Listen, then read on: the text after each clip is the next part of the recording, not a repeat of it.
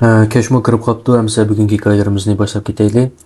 Bugünkü birinci hikayemizni şu Qashqardan bir torduşumuz tepedi.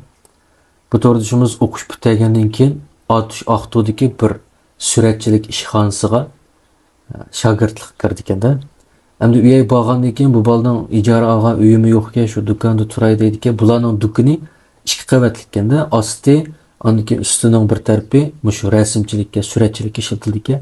Üstünün yanı bir tarafida bir yig'iz uy bor ekan. Endi u uyda tomoq yetib, birta karvatga yetib bir odam tura oladi ekanda. Boshqalarmi shu do'konda ishlaydigan boshqa bolalar, ustam degandeklar tushdi uyga qaytmay, shu yerda bir tomoq yedir ekan. Shu tomoq yeydi ekan. Kech bo'lsa, bularimiz ishlarini tugatgandan keyin do'konni taqab ketar ekan. Mao deb bergan bola shu rasmxonada yolg'iz qoladi ekanda. Hem de resimxonni bilsizlar, yog'ochlar bor, har xil variant kiyimlar bor. Chiqib kechda chiroqni o'chirayotgandan keyin bir xil qo'rqinch qiyg'u.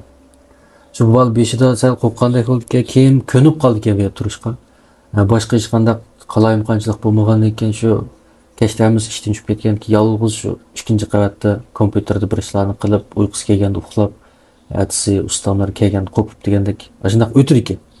Endi shunday kunlarning birida bu bola yana shunday oddiy ichkish kompyuterda ish qiladigan ishini qilib bo'lgandan keyin bir xil charchagandek bo'lib bir tal pijo ichaychu deb do'kondan pijodan birini akirib telefon o'ynab ikkinchi qavatga chiqib o'ltirdi ekanda.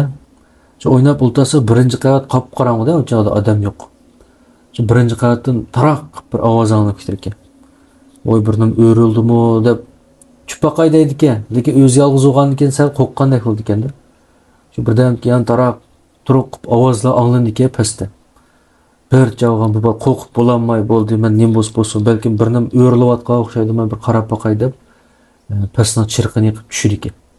Tushib qarasa, bularning aloqa do'konning ustiga bunday to'r qo'yatgan ekanda, men rasmini men chiqarib qo'yay. Mana shundaqroq bir to'r bor ekan do'konning ustida, to'r ustida. Endi bu to'rning orasida chiroq bor ekanda, tomga chopishib turadigan. Shu chiroq endi bu to'rdan qonda o'tayotganini uqmaydi ekan. Sangilab qolgan ekanda, voy bu qondoq tushib ketdi deb kalisidan o'tkazolmaydi ekan bu ishni. Voy tova deb bo'lsa qaram bo'lmasin, at bir gap bo'ladi deb chiqib yana ustiga chiqdir ekan. Chiqib bu pijosini ishga kelmay bo'ldi, yetib qolay deb yetib uxlay olmay qo'rqib o'chaqda pastma jimib qoldi ekan. Bir vaqtdan uxlab qoldi ekanda. Shu uxlab bir vaqtdan yana quloq tubida past tarafdan birsi palampaydan ustiga chiqqandek ovoz anglandi ekanda. Tong yetib boshqalar keldigan vaqt topdida yana birdan yotay juda bir xil ko'zni ocholmagandek bu bola. Shu yetib qoldi ekan shu yerda. Yilqi palampaydagi ovoz taq rasmiy bir odam ustiga chiqqandek chiqib, bu bolaning shu yotgan uyining eshigini oldiga kelib, anki eshik ochildi ekan. Bu bola shunga voy bu kim kelgandi deb qarab boqay deb midirlay desa, shu chaqda midirlay olmaydi ekanda. Ko'zini ocholmaydi ekan, ammo quloq tubida ovozlarni anglab turdi ekan. Shu jarayonda u ishini ochgan odamning shunda bir hosirgan ovozi anglab ketganda, bu bolaning ustasi ajinda semizroq odamga odatda palampaydan chiqsa shu hosiraydi ekanda. Voy bu ustamga lekin men nimdoq midirlay olmayman deb shu qarbosqa o'xshaydi meni deb o'ylaydi ekan. Bir vaqtganda ilk odam ishini yeb bitib, yana taq palampaydan tushib ekanda. Shun bilan bu bola midirlaydigan bo'lib darhol telefon chiqarib ustasiga telefon qildi ekan. Boy siz keldingizmi do'konga deydi desa, yo'q men bayroq chiqarish qatnashib, endi menga dushanba kunga endi do'konga mandim deydi ekan. Shuning bilan bo'lvoy mushtaq bo'ldi, birisi kirdi, eshikni ochdi turdi desa, voy qarabesibga o'xshaydi deb tasalli bergan bo'ldi ekan. So'ng bir vaqtdan ustasi keldi ekan, kelib ilq chiroqlarga qarab ustasi hayron qilib, bo'ldi sen yolg'iz yotma do'konda deb. Ustasi 3-4 kun birga qo'nish berdi ekan. 3-4 kun jarayonida boshqa ish bo'lmaydi ekan, bo'ldi tinchidi ham deb ustasi chiqdir ekan. Shundan boshlab bu do'kon rost degandek tinchib qoldi ekan. Bu to'rdishimiz musha hikoyasini o'rtoqlashibdi. Mana bu birinchi hikoya. Endi ikkinchi hikoyani deb bergan to'rdishimizning deyishicha, bularning shu chog'da uyi 4 qavatli ekanda.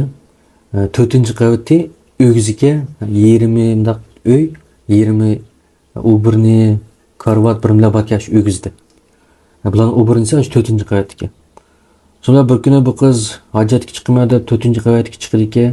Chiqib hojatxona qarasa chirqiyni qilganda, birisi bor ekanda deb shu qo'yib qo'ygan bir karvat bor ekan, shu karvatda o'ltirdi ekan.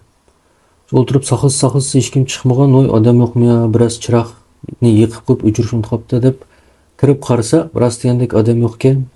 Shu kirib ishini qilib bo'ldi-ki, qilib bo'lgandan keyin chiqib qarasa, bu karvatda opasi o'tirgan ekanda. Opamni chiqyapti deb o'ylaydi ekan. Angacha opasi makilang deb chaqirdi ekan. Shu baray deb opisini bu yerga chiqyapsiz deb baray deb turishga quloq tutdi, nereden chiqqanini uqmaydigan bir ovozda to'xta deb birisi shunday jiddiy chaqirib ketdi ekanda. So to'xtab qoldi-ki, bu qiz shurr badallari tikanlashgandek bo'ldi ekan. Yilq opisi yan davomli kulib makilang gap bor, men o'tiring deb yinni ko'rsatib makilang deb ketdi ekan. Shundan bu qiz yana baray desa aboy qulqulanda deb qo'ygan, shu opisi qarab bir xil natunish ko'rinib ketdi ekanda bu opisi o'ziga. To'g'ri bu opam past tomoq etayotgan tursa, behe qanday chiqib deb shuni o'ylab tursa, mushu past tarafdan opisining ovozi anglandi ekanda. Bunda tushmaysiz, o birni tushib ketmagansiz, tomoq pishdi, chiqing deb opisining ovozi pastdan anglandi ekan. Ammo ko'z oldidagi yiliq opisimi ashada kulib qarab turdi ekanda. Shuning bilan bu qiz shunda bir qo'rqib qochgan paytda shu pastga tushib ketadigan da palampay yeri borki, shu yerdan pastga mangdi ekan.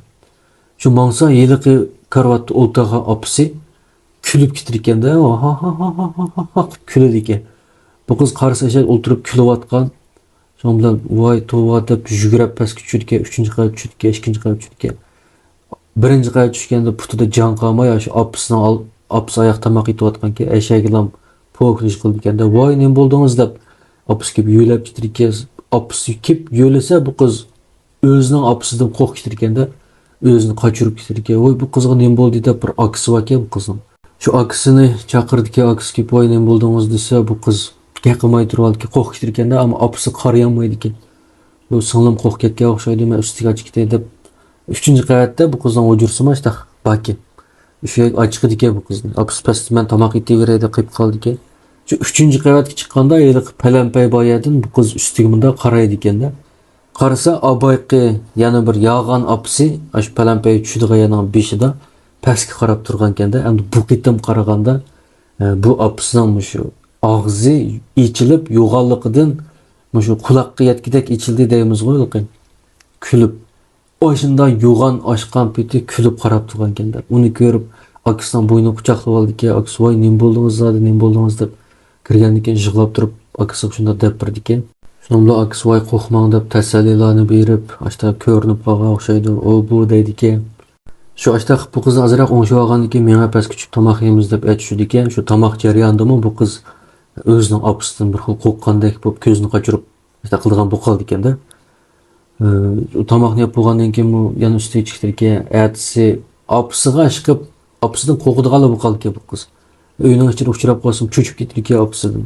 Ashunday bir hafta o'tdi ekan. Bir kun bu qiz maktabda uyda opisi bilan akisi qolgan ekan. Shu akisi ustidagi uyda bir ish qilayotgan vaqtida past do'ng qilib qoldi ekanda. Voy nima bo'ldi deb yugurib tushsa, uyning eshigi ochiq. Opisi eshikning oldida yotganda, voy opa deb yugurib tushib, nima bo'ldingiz deb yuzlariga sulanchi ichib uyg'otdi ekan. O'shidan ketgan ekanda. O'sha kelgandan keyin voy opa nima bo'ldi desa, bu opis birnimdan qo'rqib ketgandek gap qila olmay qoldi ekan.